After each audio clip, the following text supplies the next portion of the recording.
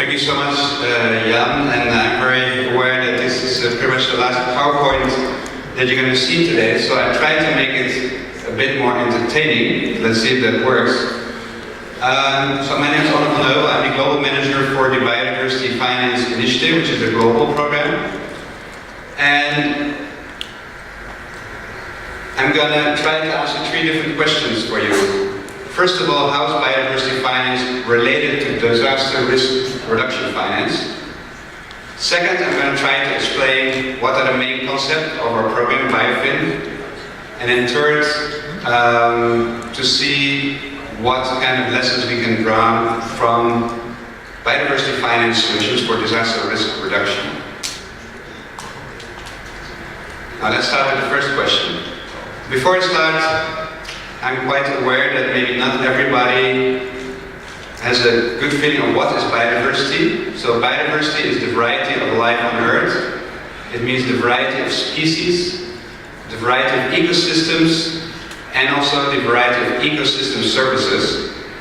But it's very much also about people, because around half of the world's population, almost 4 billion people, is directly dependent on natural resources for their livelihoods. And also the Biodiversity Convention is not only about conservation, it's also about benefit sharing.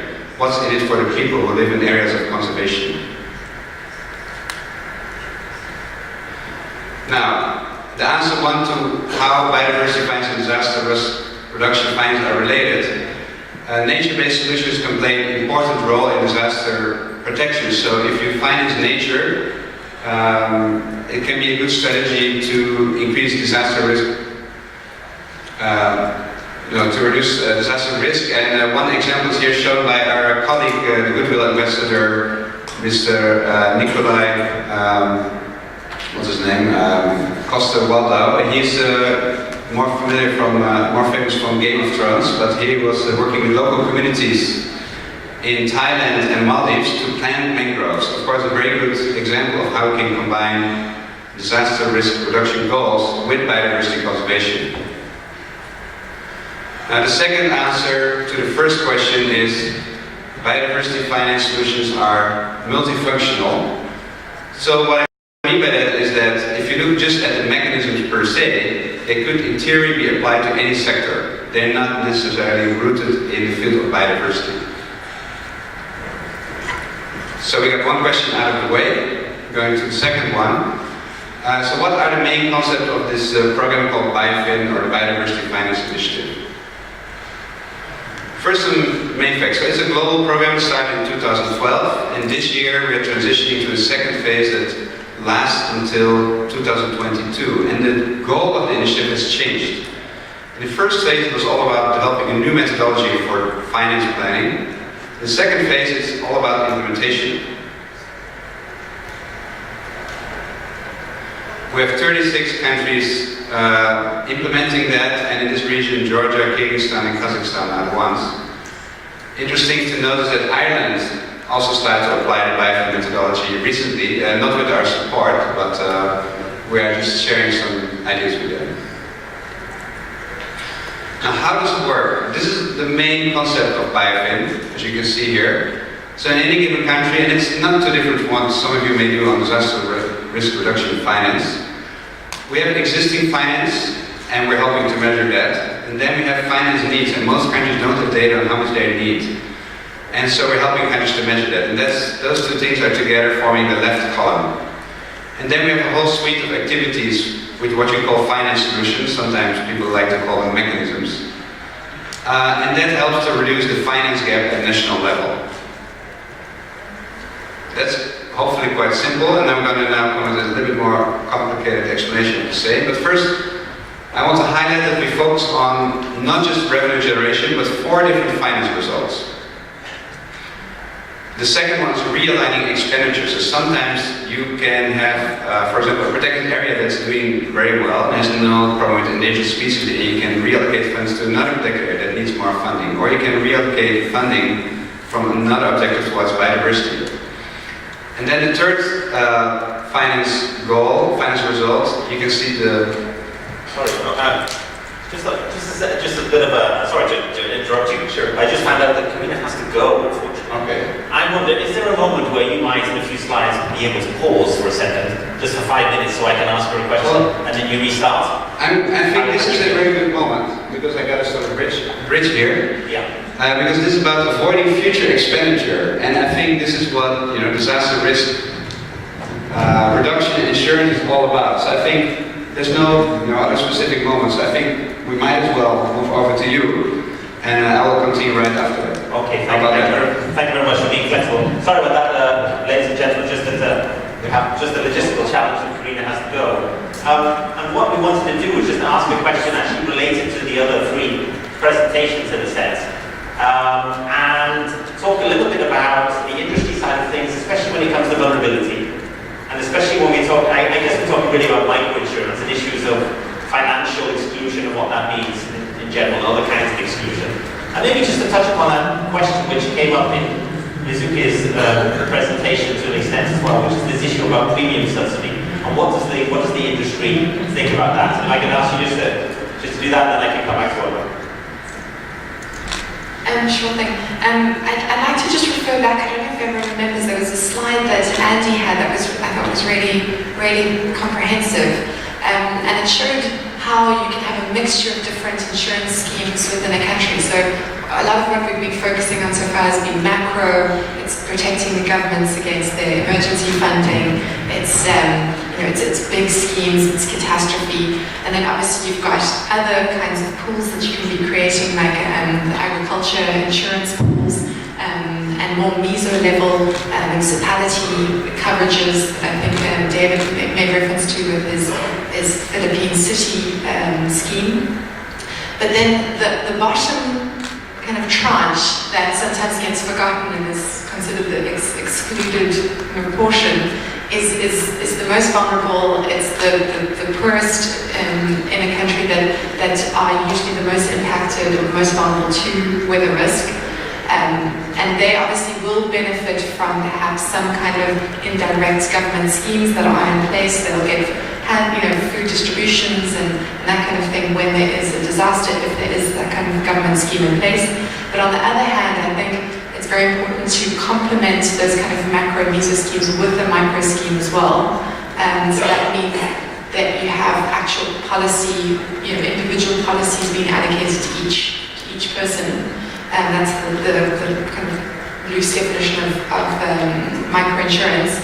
And I think that's important to actually ensure that the macro schemes are not crowding out the private market development on one insurance, domestic development on the one hand, and to also ensure that those vulnerable populations are being fully covered, not just by macro, but by micro as well. And I think the main challenge with micro is the distribution.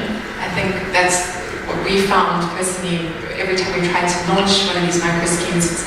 The distribution costs become so high that they're almost unfeasible. So I think that's one of the main things to get around using, cooperatives or existing structures.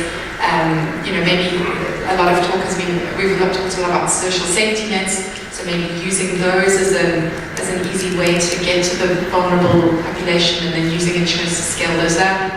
And coming back to the question on subsidies, from what we've seen as well, the only way that you can actually get these micro schemes off the ground is having some kind of subsidies, because as you say, I think David said in his, insurance is for the middle class. It's for those. It's seen as a luxury item, and when you've got really so little, it's difficult to allocate to a premium. So I think there has to be some portion of subsidy, but I agree that at some point it's almost counterintuitive that the product becomes seen as invaluable because it's free.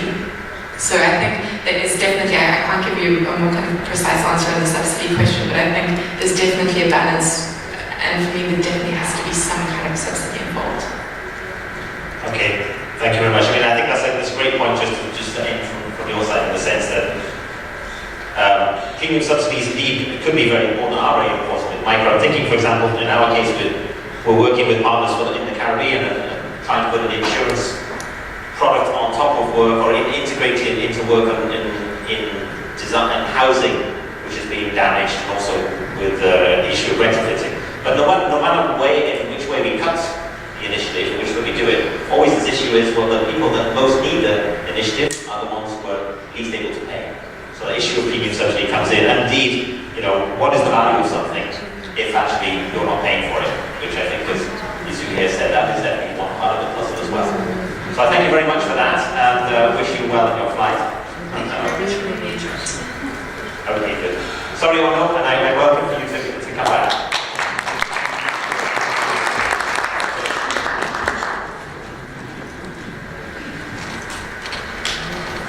Alright, so let me just continue with our 4 finance results. I know this is maybe a little bit abstract concept, but the point is, we're not just looking at mobilizing more money in terms of financing, because a lot of people, in particular the biodiversity community, they have the idea that we should just mobilize more money, but that's not what we're doing. So that's why we've identified as 4 financial results. We want countries to identify areas where they can avoid expenditure, and the famous example in conservation is invasive species. So if invasive species enters a new country, it costs very little to remove it, but once it's very widespread, it will cost 10 or 100 times as much.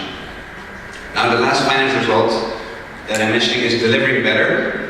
For example, if you have a trust fund, or if you have a government budget, and actually you're only spending, let's say, 80%, then why not first look how you can spend 90 or 100% rather than looking for more funding? Alright, this is an overview of the BioFin methodology. I think the left part not very clear, but the point is that there's a first stage of analysis, which is the green column. Then we develop in every country a biodiversity finance plan, and then afterwards we focus on the implementation of that plan. So what do we do in the policy and institutional analysis? We look at what are the existing financing mechanisms or solutions that are already there. We help to analyze what are subsidies that are harmful to biodiversity, and we also look at gaps in the existing legal framework. Then the biodiversity expenditure review is quite an interesting exercise where you go through the whole public budget and you see which expenditure item is actually impacting biodiversity. I think something has been done for many other areas. I don't know about disaster risk reduction. And this includes direct expenditures and indirect. It means that we also look at, for example, agriculture and how that impacts biodiversity. Just some quick figures. So as you can see, biodiversity is a bargain. Governments spend only 0.1 to 0.2% of their GDP on biodiversity, so it's actually very little, and less than 2% of their national budget. Then the third step is to do financial needs assessment. So that's a costing exercise to help calculate how much countries need, which is very important baseline data if you want to fill the national finance gap. And then the last and most important part of the early stage of BioFin is developing a finance plan. So what we do in every country is help identify what are the most promising, most optimal finance solutions that you can advance in the country. We're really looking at all possible types. So this is not just public budget, it's not only just public and private, but it's really everything. Traditional, innovative, national, international, whatever they think can be, successful in the country.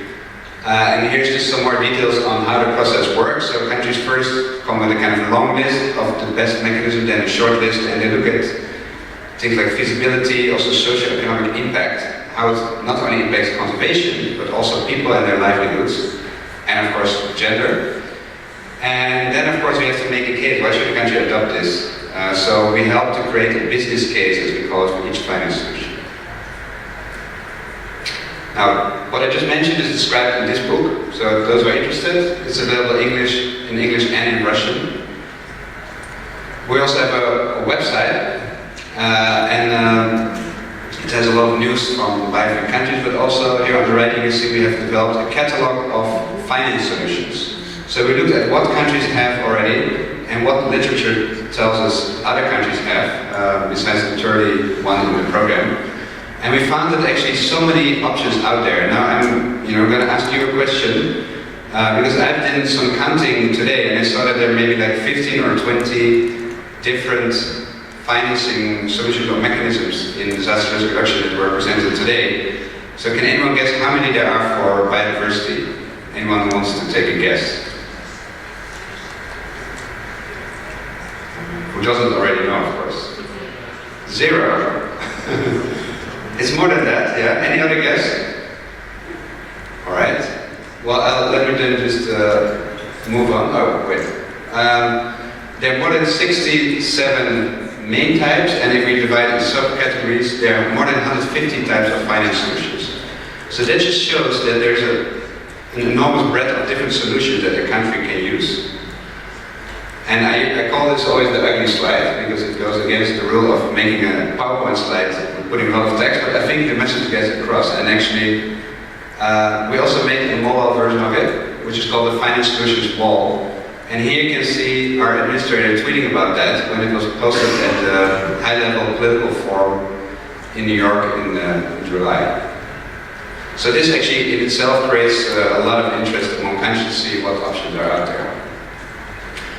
One more thing I want to mention, and which I hope to get across today, is that we have not only focused on biodiversity, we worked actually with the climate finance team in Bangkok to expand its methodology on climate, in particular adaptation, in 2 countries, in Bhutan and in Kyrgyzstan. And I hope there's some people from Kyrgyzstan here that may be familiar with this work. And my, of course, hope is that maybe Stanislav or someone else thinks this is a good idea. We can in the future add DRR to this list. Now this is all about the methodology. Now some very practical example. What are countries doing? Because I told you there's a plan and then they go to implementation. So I'm going to show 8 examples. First, Georgia, here in the region. So they have a really well-developed finance plan, and among the things they're doing is they're working on results-based budgeting. So it's about delivering better again, having more results focus and therefore spending your money better. They also work on strengthening the financial sustainability of the protected area system, for example by increasing entrance fees or generating revenue for parks in another way. And a very interesting example, what they found is they have a lot of hydropower, and the EIA system just doesn't reflect well enough the impact that this has on biodiversity. So they're coming up with new guidelines on how new hydropower plants that are being built should better respect biodiversity. Then in Philippines we're doing something totally different. They found when they did the policy analysis that actually there were a lot of protected areas that were established but not formally included in the law, and therefore they didn't receive money. So they came up with an amendment of the law, and that was formally adopted 2 months ago. And they expect that through the public budget, those parks could generate around $9 million per year in additional revenue because of this measure. And then a mechanism which is quite close to disaster risk reduction is the pasture user fee system, which we work on in Mongolia. It's a user fee system that herders or livestock owners would pay, and the money is then reinvested in sustainable pasture use. And we're now working on this model, and it's really important because Mongolia is highly vulnerable to winter disaster called Tut, which happened also at the time when I was working there, which is around already 8 years ago. So let's go to the next example. As Indonesia, so in Indonesia they work on Islamic finance. There are 2 different mechanisms. One is called zakat, which are kind of like alms or basically donations. And they start to institutionalize this through an organization, and we're working with the organization to see what they can do with this money to impact biodiversity. And they also have something called green sukuk, which is similar to a bond, but not quite a bond actually. And we're trying to see how we can make sure that these investments through that bond have a positive impact on biodiversity. So I keep going around the world and trying to add some entertaining pictures for you. This is South Africa. Another very innovative mechanism. It's a tax break for land owners. So a lot of people actually happy to contribute to conservation. They have their own protected area, or they're taking a certain conservation measure. In South Africa now, they can reduce the value of their land from their tax payment in a period of 25 years. So it makes it much more attractive to establish a new protected area when you're an individual. So this is something that directly can impact a lot of people.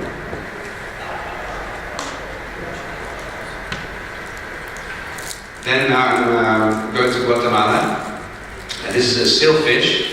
And sailfish as a sector, in terms of sport fishing, has been well developed in other countries like Costa Rica, but not so much in Guatemala.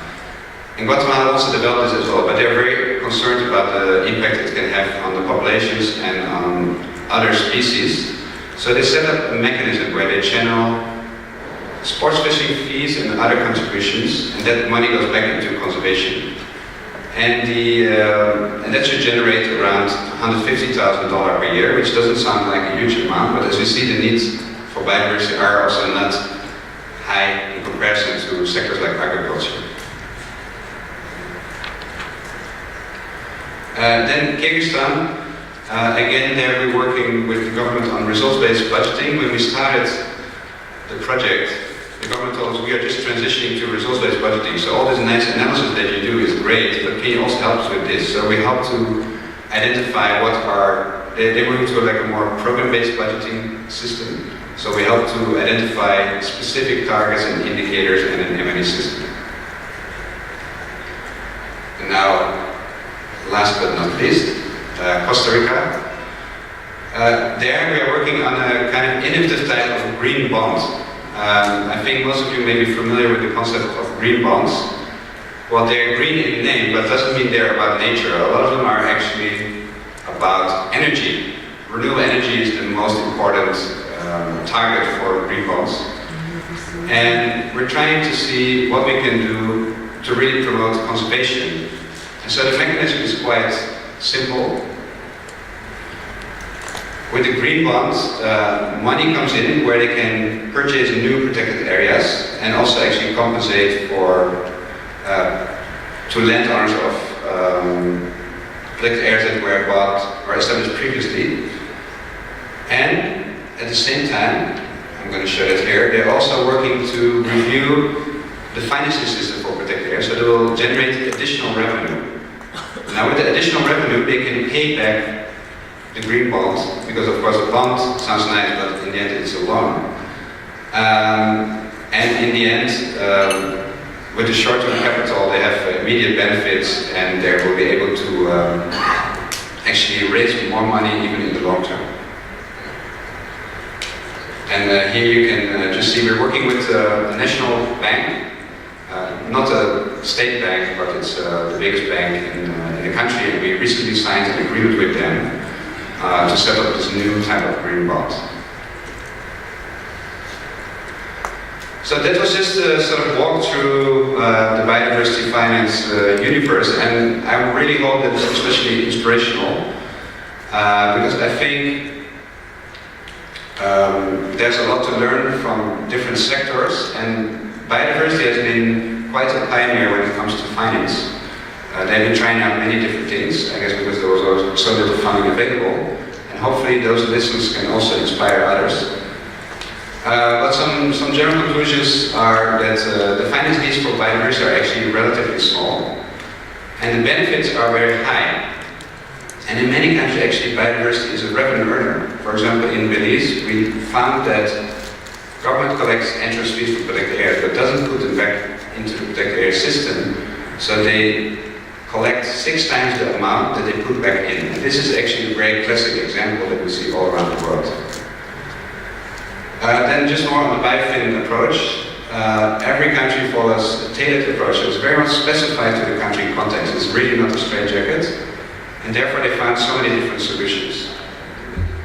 And of course, what I already mentioned several times is many aspects of the biofin methodology can be applied to other areas, and I hope that with Stanislav and Jan, maybe we can find a good pilot where we can sort of integrate different approaches to look at multiple aspects at the same time, because it was mentioned several times that disaster risk reduction is cross-cutting. It's exactly the same for biodiversity. So it would be really interesting to see if there are any sort of good pilot areas where we can have a more direct So I hope this was not too boring for as the last presentation, and I'll leave it at this. Back to Jan.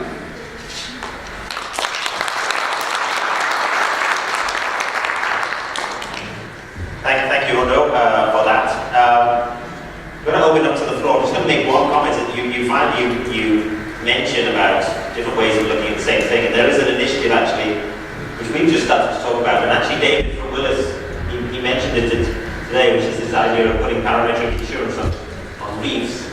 So we've agreed together with the Nation Conservancy to scale that up and to work in 10 countries to do that. Now that won't make too much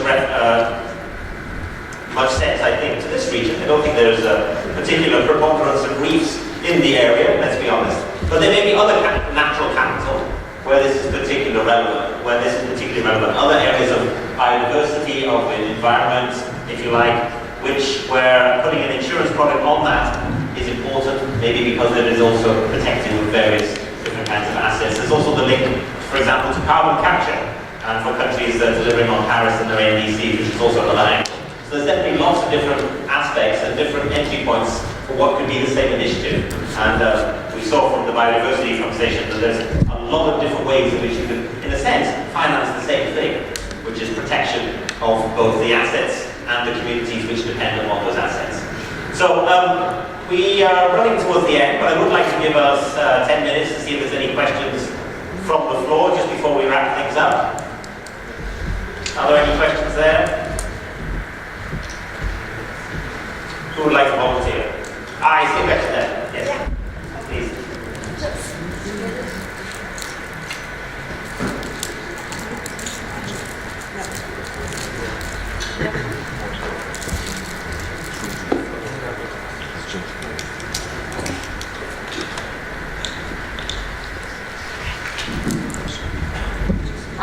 Thank you. It's a question to Onno, and I just wanted to know how you choose the projects you are pursuing. Is the government coming to you, to your entity, or are you making the choice? Okay, thank you very much for that question. So, the BIFIN as a whole is a program. So the government should request us to start the program. Which we have actually received a lot of requests, even from Canada. We have another 30 requests of countries that are not right now in the program, but this is what we can do with our funding. And then once that program starts, we have a team of international experts, dedicated experts, so each expert covers a number of countries, that works with the national team, which is also working on the ground. And they are working with a number of different partners. So actually I didn't mention so much about the process, that's why it's such a great question. But we're trying to really build a bridge, in particular between the finance and environment ministry in a country and also with the private sector, by involving each of them from the very beginning of the process in all those steps that I mentioned, which I didn't want to dwell on too much. But in particular, when you come to the finance plan, it's really crucial that everybody's on board from the beginning.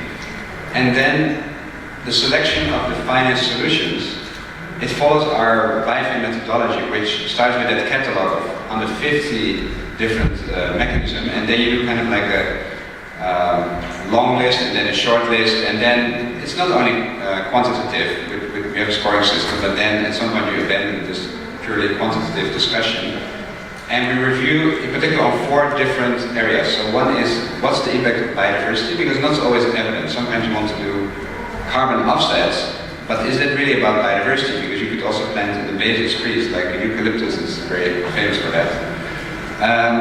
And then we look, as I mentioned, at socioeconomic impacts, we look at feasibility, and of course at the financial impact. So is it a very small solution that you have limited impact, or is there really promise of scale? So those are the 4 guiding criteria that countries use, but of course in the end, it's up to the steering committee that we establish in the country, and that usually is led by finance ministries plus environment ministries, and hopefully people from private sector and civil society as well. Olga, do you want to answer that as well? Or not? No? Our modality of working with the countries is also based on request. We provide technical support to countries based on requests coming from the ministries of agriculture. And in case of DRR, we collaborate with civil protection and Ministry of Environment. And of course, what you mentioned about bridging the gap of making the ministries collaborate, supporting the collaboration even on the national level between Ministry of Finance, Ministry of Environment and Ministry of Agriculture in our case is very important, also considering that now on the global level there is so much conversation about merging, not merging, but making it more coordinative, the work on DRR and climate change adaptation. So we try to address it also in our work on national level. Thank you. I mean, I would say, you know, the multilateral system as a whole should be doing nothing really without government being the lead. I think that's sort of the bottom line. Of course, where that comes in and how that fits together may depend. If we're talking about transferring one initiative from one place to another, and in the other place they don't know about it, well, obviously you've got to stimulate that conversation and say, well, what about this? You have that problem. This worked in this country or this region. Could this work for you? So I think that's part of the conversation, and indeed partly why we're here, because I think some of the instruments, tools, financial tools we're talking about here, well, perhaps not known. So I think that's a bit of a push-pull, if you like, within that relationship. Now, are there any other questions just before I wrap things up for the day? No? Okay, well in that case then, with your leave, I'll just go to very quickly, in about 2 minutes, summarize today. It's going to be a little bit challenging, I think, but just want to very quickly go through the panels and talk about the big pictures. We talked about, obviously we started off with looking at the big picture, talking about some of the risks which are relevant to the region, some of the vulnerabilities which are relevant.